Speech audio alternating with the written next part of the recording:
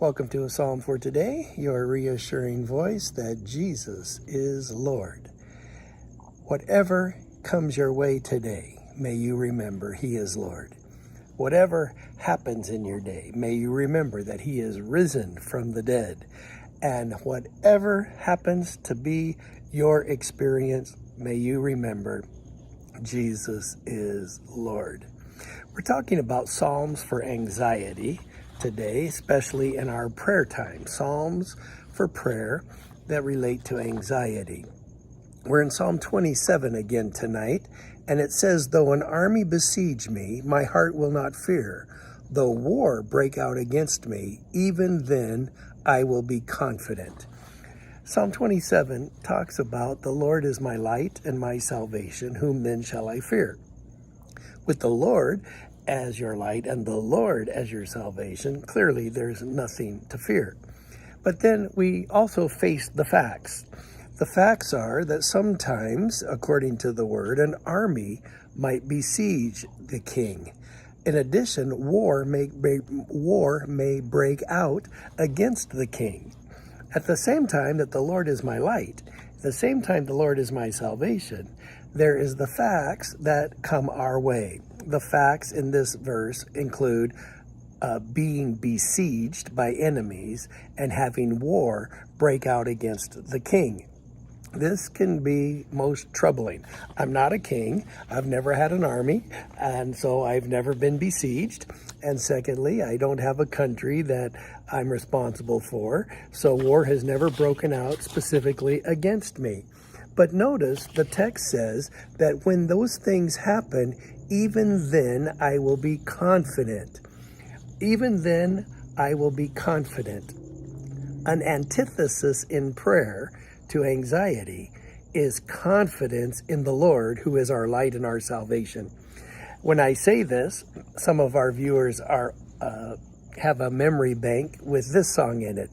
I've got confidence, God is going to see me through. No matter what the test may be, I know He'll make a way for me. I've got confidence.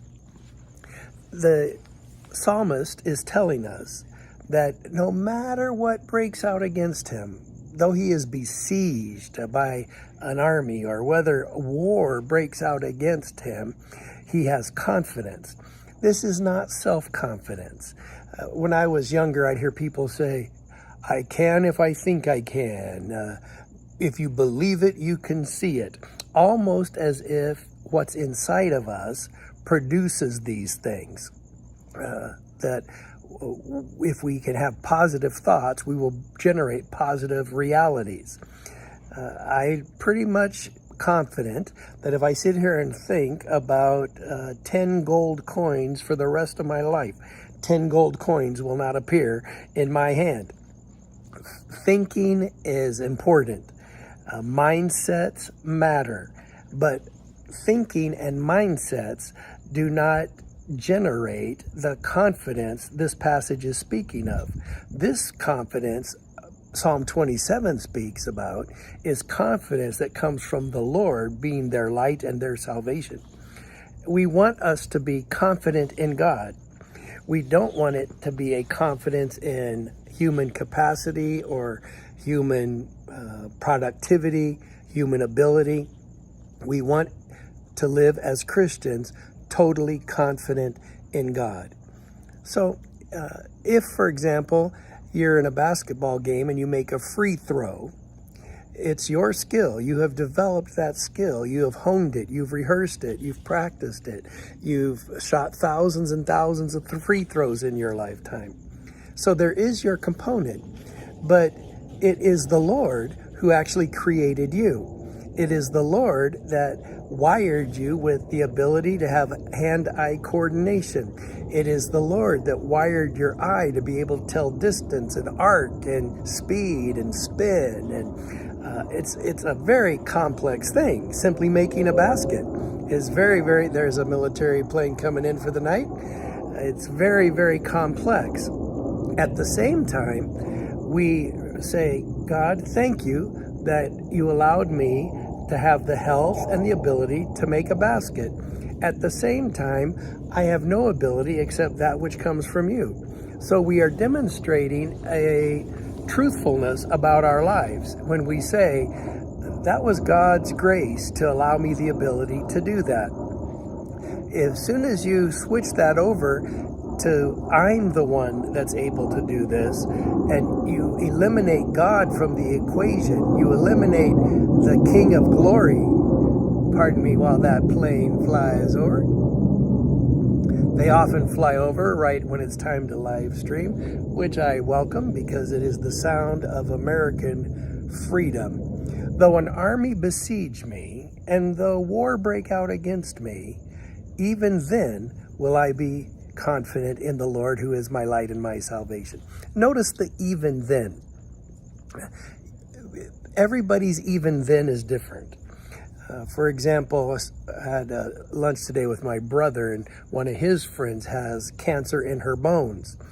And for her to say, I have confidence in God, and then to experience a bone cancer and say, even then.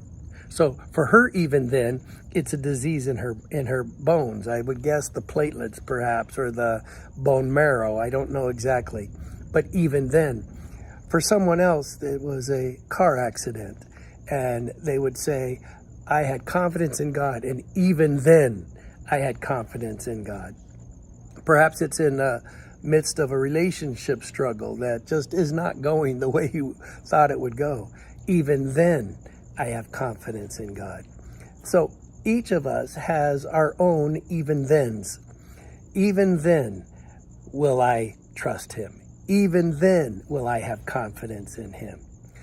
One of the tougher times to have confidence in God is when you get early signals that God is not going to do as you think he promised.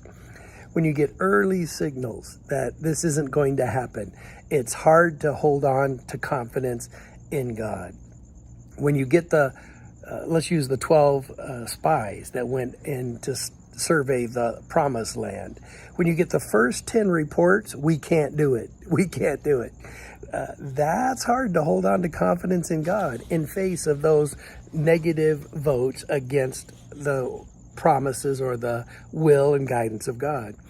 Then when you get the 2 votes of confidence in God, you have to decide, do I align with those who have confidence in God because he never fails? Or do I align with the majority voice, which is, we can't do it. We're like grasshoppers in our own eyes. I often say to people, never go with the no votes. Never go with the no votes. What do I mean by that? If God tells you to do A, and there's 100 no votes, you still go with God's one do it vote. If God has asked you to proclaim, and everybody suggests, no, I wouldn't do that if I were you. But God has asked you to proclaim, and you have mental health, you say, I'm going with the yes vote. I'm going to obey God with the yes vote. The Bible teaches us that even then, I have confidence in the Lord who is my light and my salvation. Whatever your even then is today, short of money, even then I have confidence in God. Short of health, even then I have confidence in God. Mountains too big to cross and too wide to tunnel through, even then will I trust him. Just got off the phone a couple of minutes ago with Mark Kendrick, a dear friend of mine for many, many years. Mark had long COVID. In fact, I don't know how many weeks, maybe even months, he hung between life and death. I wanted to fly to his hospital and visit, but they said, with COVID, they won't let anybody in anyways. So his dear wife, Valerie, held the phone to his ear, and I was able to pray for him, even maybe while he was in a coma. I'm not exactly sure, but he was hanging between life and death. But even then, do we have confidence in God? So brothers and sisters, whatever your even then is, hold on to God, hold on to trust, because the Lord is your light, the Lord is your salvation, and with he being your light and your salvation, whom